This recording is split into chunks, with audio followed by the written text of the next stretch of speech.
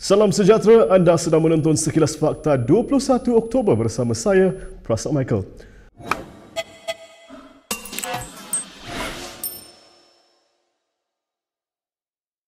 Dr. Mahathir Mohamad berkata dia bersedia bekerjasama dengan musuh politiknya, termasuk Anwar Ibrahim, bagi menyelamatkan negara. Menurut bekas Perdana Menteri itu, Najib dan BN masih kekal berkuasa jika dia tidak bekerjasama dengan pembangkang pada PRU 14. Saya bersedia bertemu dengan Datuk Seri Anwar kerana saya percaya dia juga berfikir semacam dengan saya. Jika saya yang perlu memulakan langkah, saya akan lakukan. Orang nak kata saya tak tahu malu atau jilat ludah semula tidak memberi kesan kepada saya. Yang penting, matlamat kita untuk menyekat kemarahan orang yang merosakkan negara tercapai. Pengerusi Gerakan Tanah Air itu juga berkata, ia terpaksa mengetepikan ego, perasaan peribadi dan dendam lama bagi mencapai tujuan tersebut. Tambahnya, kejatuhan Najib pada PRU ke-14 menunjukkan kedua-dua belah pihak telah melakukan perkara yang betul. Sementara itu, ketika ditemui pemberita hari ini, Anwar yang juga pengerusi PH berkata, dia tidak ada masalah untuk bertemu dengan Dr. Mahathir jika dia juga berjuang untuk isu yang sama. Tapi selalu saya tekankan yang penting dalam mengapa kita nak lawan BN atau PN. Dasar apa? Tolak rasuah atau soal tata kelola yang baik atau tolak perkauman dan faham terlampau. Itu kalau isu-isu itu saya tak ada masalah.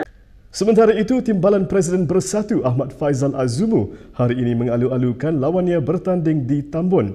Dalam video ringkas yang dikongsikan kepada media, Ahmad Faizal secara bersahaja namun sinis mengusik Anwar. Hai, Assalamualaikum. Bagi mereka yang nak berhijrah daripada tempat lain, dari satu tempat ke satu tempat dan nak datang ke Tambun, saya nak bagi tahu sikit. Di Tambun kita sebut ayo. Dengar betul-betul, ayo, bukan ayak. Ya? Okey, terima kasih. Selamat datang.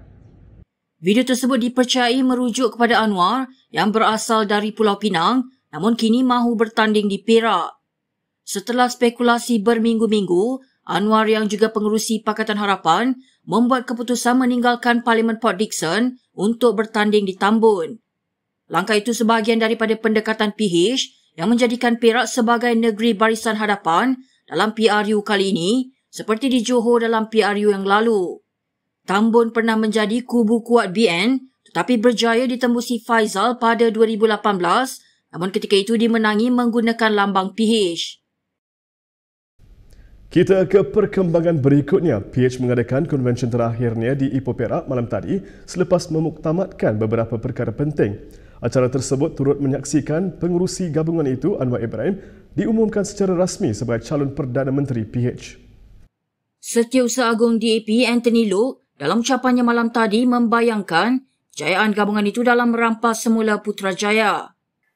Menjelang 1 pagi pada 20 November 2022, paparan LED dekat tengah-tengah kita, siaran langsung daripada pengurus CSPR mengumumkan Pakatan Harapan telah memenangi kerusi yang ke-112. Maka terbentuklah Kerajaan Pakatan Harapan. Mengakui dirinya seorang yang bercita-cita besar, Loke turut membayangkan Anwar bakal mengangkat sumpah sebagai Perdana Menteri ke-10.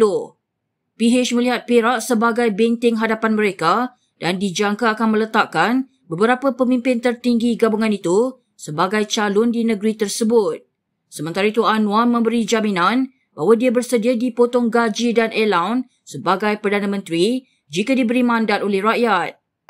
Yang pertama saya lakukan, potong gaji allowance Perdana Menteri itu sendiri. Menteri-menteri saya akan runding kemudian. Tapi untuk Perdana Menteri, saya nak bagi tahu, Kalaulah keadaan ekonomi seperti ada sekarang, saya tak sanggup ambil gaji sebagai Perdana Menteri. UMNO menafikan laporan media bahawa Presidennya Ahmad Zahid Hamidi tidak akan bertanding dalam PRU15. Ini selepas Sinar Harian melaporkan Zahid tidak akan mempertahankan kerusi Bagan Datuk yang disandangnya sejak 4 Penggal lalu. Akhbar tersebut difahamkan Zahid akan diganti oleh sama ada anaknya Nurul Hidayah ataupun orang kanannya sendiri.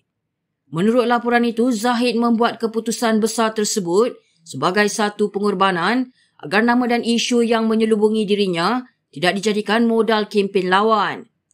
Akhbar itu juga melaporkan langkah itu sekaligus menjawab teka-teki berhubung sokongan penuh UMNO bahagian kepada Ismail Sabri Yaakob sebagai calon Perdana Menteri jika BN menang PRU ke-15.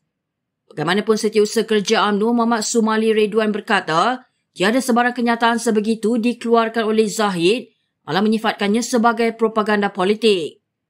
Pada 23 September lalu, Zahid dilepas dan dibebaskan oleh Mahkamah Tinggi atas 40 pertuduhan rasuah berhubung kontrak sistem visa luar negara. Bagaimanapun, Ahmad Zahid masih berdepan 47 pertuduhan pecah amanah, rasuah dan pengubahan wang haram melibatkan dana milik Yayasan Akal Budi. Berita seterusnya, anak perempuan Najib Razak, Norianah Najwa mempersoalkan mengapa bapanya dilarang membuat kenyataan dari penjara berhubung PRU15. Ini apabila Anwar Ibrahim ketika dipenjarakan dibenarkan berkempen untuk isterinya pada PRK Permatang Pau pada 2015.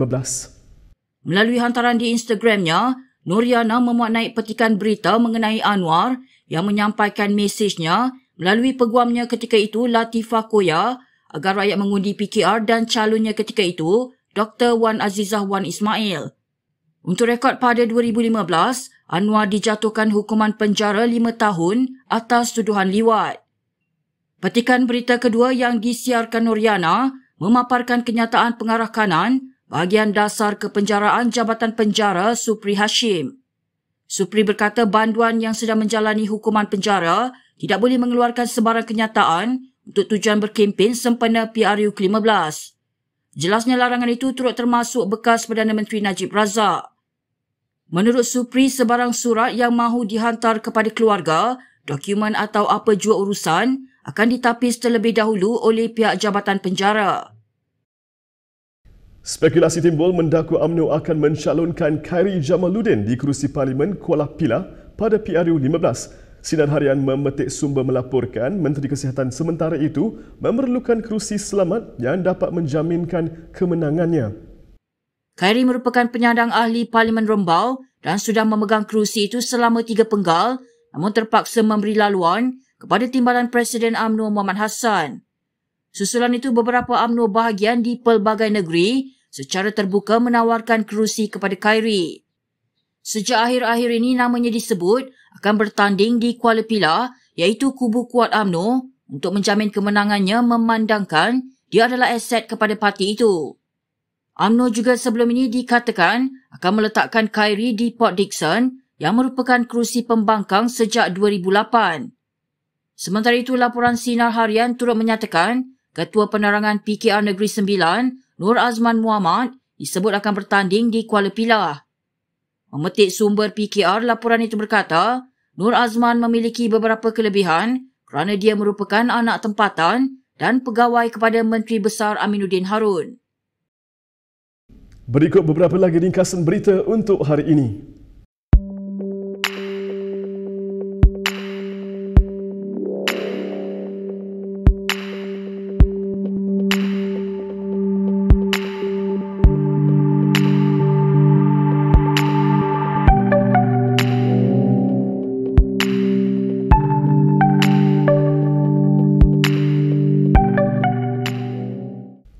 Sekian saja daripada saya, Prasad Michael, untuk sekilas fakta. Untuk lebih banyak berita, anda boleh melayari kinitv.com. Anda juga boleh mengikuti kami di Instagram, Twitter, YouTube dan Facebook. Salam hormat dan jumpa lagi.